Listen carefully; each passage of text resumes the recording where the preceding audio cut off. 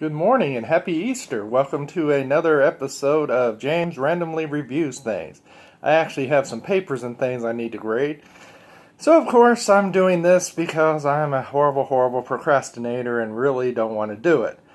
Anyway, what I'm going to do today are two reviews, actually, because it's my show, so I can do what I want. First, last night, my nephew and I watched the Ten Commandments on ABC.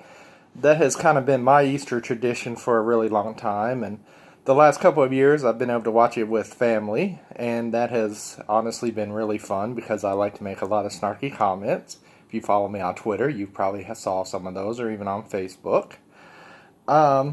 It's just all in good fun. I actually do think it is probably one of the best movies ever made. Now, for most people, that would probably surprise you because I often come off as very unreligious, and sometimes I am, though I would consider myself kind of an Easter Episcopalian. I just love the Easter holiday. I love the symbolism of it.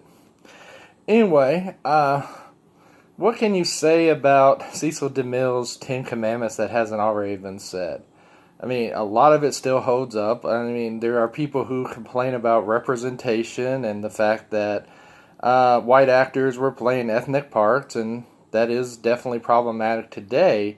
But definitely for the time, it was a very diverse cast. And honestly, the fact that they did so much location work on that film is just fantastic. I mean, that doesn't mean that you can't have fun with the movie and make fun comments and laugh at it a little bit. It's okay to do that, I think. At least I hope so. Though the god of that movie probably would not tolerate that very much, would he? But I still think the movie holds up pretty well. The only effect that is really kind of bad is the pyre of fire that held the Egyptians back. But I highly enjoy the movie. My nephew enjoys the movie. He is not very religious at all, yet he still, sat with me for the entire 4 hours and 44-minute runtime as we watched and we talked about it and had a great deal of fun. Alright, so I highly recommend the Ten Commandments. Make it part of your Easter weekend Passover tradition. It's also a good opportunity to kind of teach the boy a few things about the time period, though honestly, because of the games that he plays, he knows in some ways more than I do about the ancient world, especially since I haven't actually taught it for a long time. So anyway, I give my hearty thumbs up to the Ten Commandments. It's definitely worth watching if you don't want to sit for 4 hours and 44 minutes. If you got a DVR it and just kind of watch it at your leisure. Though I will say, one of the most fun things for me is to kind of follow along on social media like Twitter to see what other people are kind of saying as they watch it. That can be actually very fun. If you want to kind of check out some of that fun, do a search on Twitter for the Ten Commandments and you'll see various things. Unfortunately, it didn't seem like as many people were participating last night as normal, but that's okay. A lot of people were probably out doing Easter things. Unfortunately, normally I actually go to the Easter Vigil service on Saturday night. I love the service, it's great, but I wish it wasn't on Saturday night. It is better as a sunrise service. I really miss being able to go to the Easter Vigil, because the whole symbolism is you're supposed to start in the dark and then you emerge into the light, because it's the rebirth of Jesus. It's Jesus coming back into the world as the light. When you do it on Saturday night, you kind of get the symbolism backwards, so that's kind of unfortunate. Anyway, I guess I just reviewed Easter too, so that's fun too.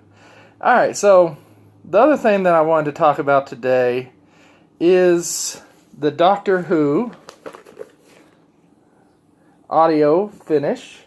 Doctor Who, it's 3 stories about the War Doctor called Only the Monstrous. It's a 4-disc set, 3 stories and 1 behind-the-scenes interviews, which I'm still working on. It's pretty cool. But the 3 stories are The Innocent,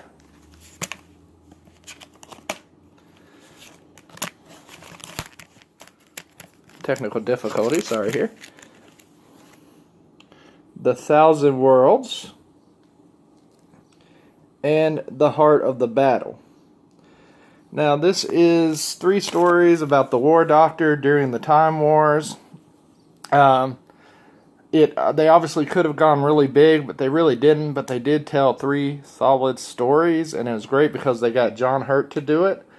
I had wanted to see more from the War Doctor. I think, honestly, The Day of the Doctor is probably the best Doctor Who episode that I probably enjoyed the most. So I was very interested in seeing more with the War Doctor. It's a shame that John Hurt passed away before he could have any more screen time.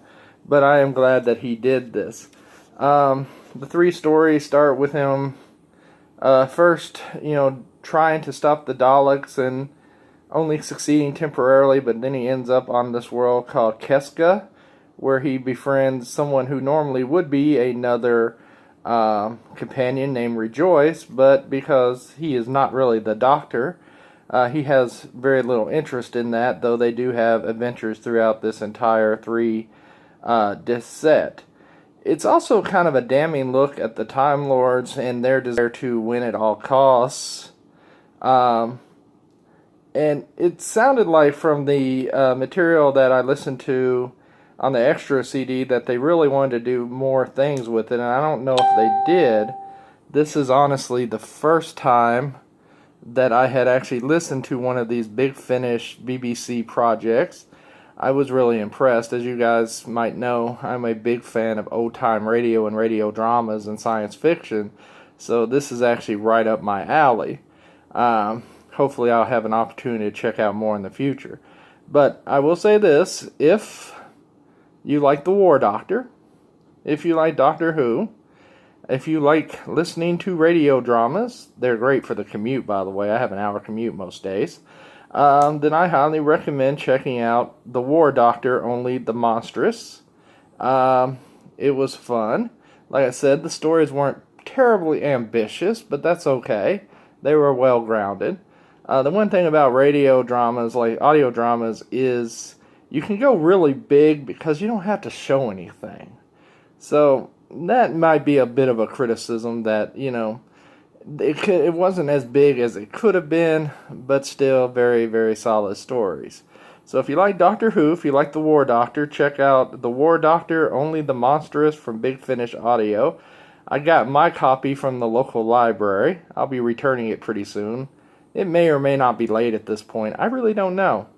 Anyway, I just wanted to kind of review that. I suppose I should actually get up and start grading some papers because, apparently students want to know what their grades are. It's the darndest thing as we get close to the end of the semester. So I just want to say again, Happy Easter. If anyone wants to bring me a ham dinner, I won't say no. And for any students out there, you're almost done. Semester's almost over. You can make it. Thank you very much. See you next time. Bye.